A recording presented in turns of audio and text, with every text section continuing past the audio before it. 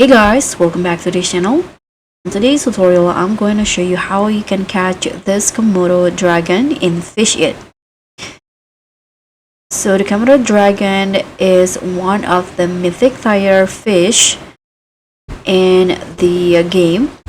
And in here, I'm going to show you the spots to get this one and also the bait trick to easily catch this mythic tier fish.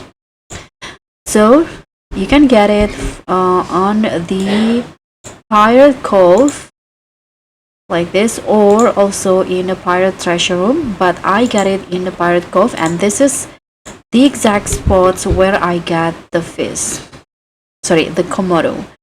So you can use your bass rod and bait, but I'm using element rod with the singularity bait as the bobber. And as for the location, I catch it a little bit outside of the island.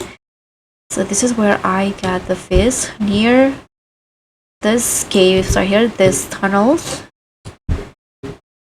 Okay, so this is my favorite fishing spots in the Pirate Cove, facing the tunnels in here. So try your luck to catch the Komodo dragon in the game. Thank you so much for watching. Don't forget to like, comment, and subscribe. Also click on thanks.